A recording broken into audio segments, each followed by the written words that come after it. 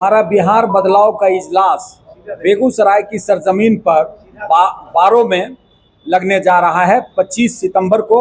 और उसमें हमारे माननीय प्रणेता प्रशांत किशोर जी शिरकत करेंगे और हमारे माइनॉरिटी के जो साथी बेगूसराय जिला के हैं उनसे वे रूबरू होंगे, उनसे बातचीत करेंगे और बिहार बदलाव का जो संकल्प उन्होंने लिया है उस संदर्भ में उनका आगमन 25 सितंबर को बारों की सरजमीन पर होने जा रहा है। कल परसों जो है प्रशांत किशोर ने चार बड़े बड़े एनडीए के नेताओं का जो है पोल खोला है, क्या कहना चाहेंगे? सच्चाई है, ये डबल इंजन की सरकार जिसमें ये उगाही मंत्री सब हैं जिनका पोल खुला है, तो ये लोग व्यक्तिगत रूप से जवाब देने में सक्षम नहीं हैं। भाड़े के सौदागर को ला करके ये जवाब उल्टा पुल्टा दे रहे हैं, लेकिन जिस चीज़ पर जवाब, चाहे वह सम्राट चौधरी के खिलाफ हो, चाहे वह संजय जायसवाल के खिलाफ हो, चाहे वो दिलीप जायसवाल के खिलाफ हो, चाहे वह अशोक चौधरी के खिलाफ हो। अशोक चौधरी तो जो नीतीश जी के दुलरुआ मंत्री थे, वो तो नीतीश जी के जदयू को ही लेकर के बैठ गए हैं। और आज कोई भी मंत्री जिस पर आरोप लगा है वे सदैव उपस्थित होकर के जवाब का मुकाबला नहीं कर रहे हैं, लेकिन हमारे प्रणेता ने सीना ठोक करके जो क्लेम किया है उस पर वो आज भी अडिग हैं और जन स्वराज अडिग है। क्या सब कार्यक्रम चल रहा है आपके क्षेत्रों में? अभी हमारा 7 विधानसभा क्षेत्र में बिहार बदलाव यात्रा चल रहा है और प्रखंड वाइज सम्मेलन चल रहा है। 25 को प्रशांत जी का आगमन होगा, माइनॉरिटी के जलसा को संबोधित करेंगे और फिर हम लोग विधानसभा वाइज एक बड़ा सम्मेलन करेंगे सभी विधानसभा क्षेत्र में। आज के सबसे पहले आपके माध्यम से आपको नमस्कार और हमारे जिला कार्यालय में उपस्थित प्रदेश से आए जन स्वराज के महामंत्री महोदय, हमारे जिला अध्यक्ष महोदय और जन स्वराज के सभी कार्यकर्ता। आज का प्रेस कॉन्फ्रेंस का मुख्य उद्देश्य 25 सितंबर 2025 को जन स्वराज के प्रणेता सूत्रधार आदरणीय प्रशांत किशोर जी का आगमन बारों की धरती पर आगमन होना सुनिश्चित हुआ है। और ये जो अति पिछड़ा समुदाय मुसलमान समुदाय हैं उन्हीं के संबंध में, उन्हीं के बुद्धिजीवियों से और जितने भी मुसलमान समुदाय के लोग हैं उनसे बातचीत करना सुनिश्चित हुआ है। अभी जो सर 4 बड़े बड़े नेताओं का जो है भ्रष्टाचार जो है प्रशांत किशोर ने खोला है, क्या लगता है आखिरी वक्त में किस तरह से जो है ये बीजेपी पे एक दबाव देगा? अभी तो छोटा छोटा बम फोड़ा जा रहा है, बड़ा बड़ा बम अभी बाकी है। अभी जो हमारे एनडीए और भाजपा के जो 4 नेताओं पे हमारे सूत्रधार आदरणीय प्रशांत किशोर जी का जो भ्रष्टाचार उजागर हुआ है वो भाजपा के चाल चरित्र चेहरा को दिखाता है कि कैसे इन लोग कितने भ्रष्टाचार मंत्री हैं।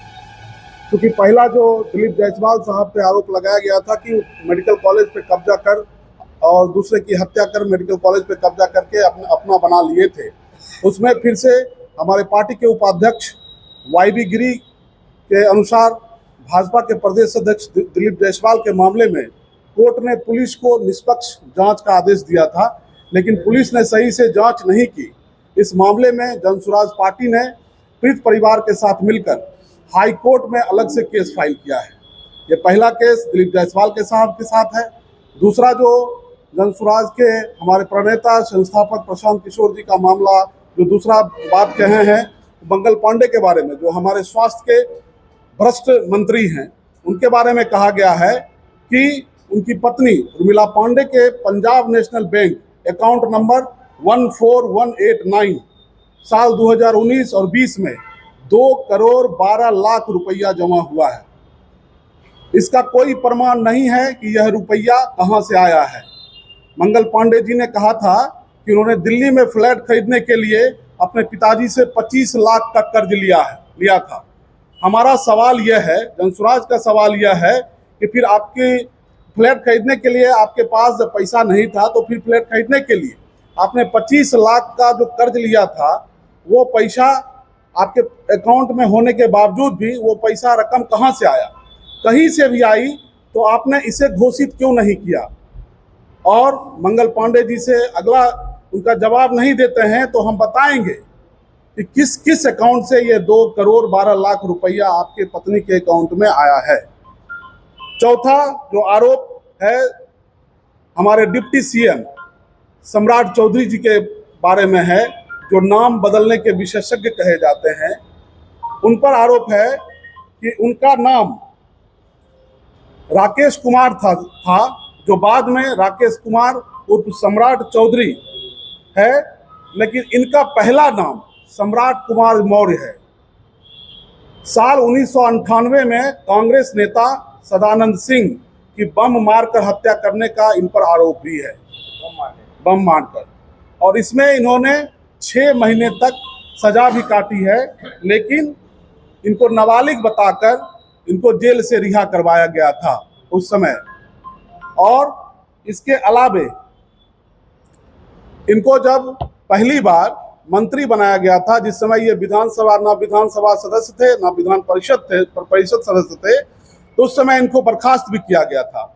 और उस केस के आवेदन में सुप्रीम कोर्ट में लिखा गया है कि इन्होंने मैट्रिक का एग्जाम सम्राट कुमार मौर्य के नाम से दिया था। बिहार विद्यालय परीक्षा समिति ने बताया कि सम्राट कुमार मौर्य को मैट्रिक में 234 नंबर आया था और ये फेल हो गए थे। सुप्रीम कोर्ट ने 1998 में इनकी उम्र का निर्धारण किया। 2010 में अपने हलफनामे में उन्होंने खुद को 7वीं पास बताया है। मेरा सवाल है कि राज्य के डिप्टी सीएम बताएं कि किस साल में मैट्रिक पास किए हैं। इनकी डिग्री फर्जी होने का आरोप है या आदमी बिना मैट्रिक पास किए डी.लिट कर लिए हैं। और सम्राट कुमार मौर्य उर्फ राकेश कुमार उर्फ सम्राट चौधरी मर्डर के इल्जाम में जेल काटकर आए हैं। जनता ने राजद को जंगल राज के लिए हटा दिया, लेकिन भाजपा के लोगों का चाल, चरित्र और चेहरा देख लीजिए।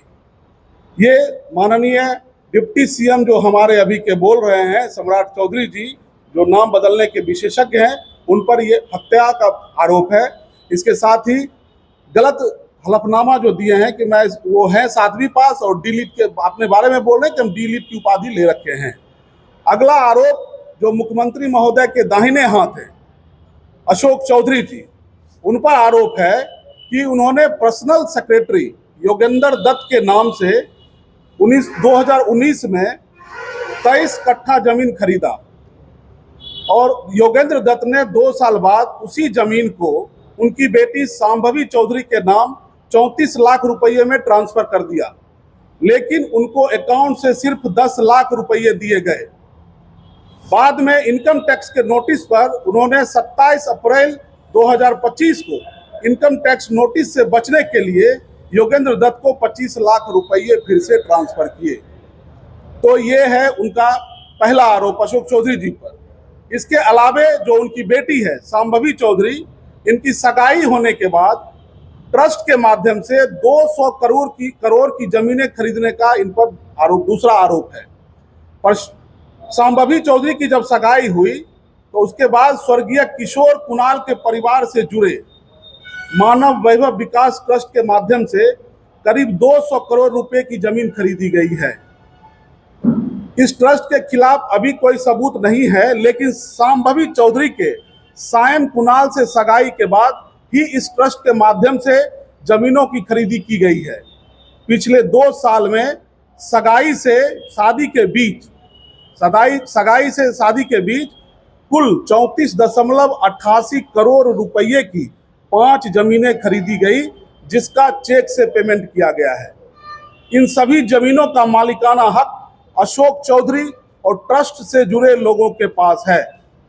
इस ट्रस्ट में जो जुड़े लोग हैं उनसे सवाल है, उनको ये बताना चाहिए कि अगर उनका कोई लेना देना नहीं है तो अनीता जी जो किशोर कुणाल की पत्नी हैं, उनके अकाउंट से अशोक चौधरी की पत्नी के अकाउंट में रुपया क्यों ट्रांसफर हुआ। यह सब रिकॉर्ड जनसुराज के पास है।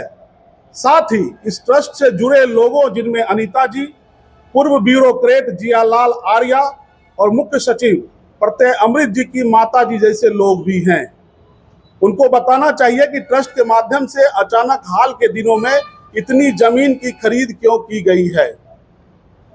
इसके इतर दूसरे जो नेता हैं, संजय जायसवाल, पश्चिमी चंपारण की घटना है, उन पर यह आरोप है कि पेट्रोल पंप के माध्यम से सरकारी धन की लूट का उन पर आरोप लगाया गया है। उन्होंने कहा कि बेतिया शहर के छावनी इलाके में संजय जायसवाल के परिवार का एक पेट्रोल पंप है, जिसके पास फ्लाईओवर बनना था। संजय जायसवाल ने कई सालों तक फ्लाईओवर इसीलिए नहीं बनने दिया कि उनके पेट्रोल पंप की बिक्री प्रभावित हो जाती। उन्होंने एक वक्त पेट्रोल पंप पर सार्वजनिक बोर्ड भी लगवाया था कि फ्लाईओवर का निर्माण मेरे नहीं, राज्य सरकार की वजह से रुका हुआ है। और संजय जायसवाल पर जो आरोप लगाया गया है, इसकी सार्वजनिक चर्चा भी की गई थी नगर निगम के माध्यम से।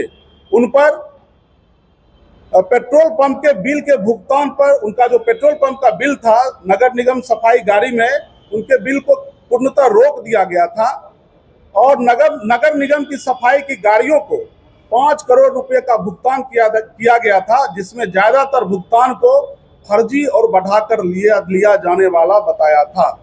तो ये चारों मंत्री के खिलाफ, भाजपा के भ्रष्ट नेताओं के खिलाफ ये आरोप है और जनसुराज आदरणीय प्रशांत किशोर जी और सभी जनसुराज के नेता कार्यकर्ता इस चीज का मांग करते हैं कि ये चारों नेता अपने बारे में जो लगाए गए आरोप हैं उसका जवाब जनता के बीच जल्दी से जल्दी दें।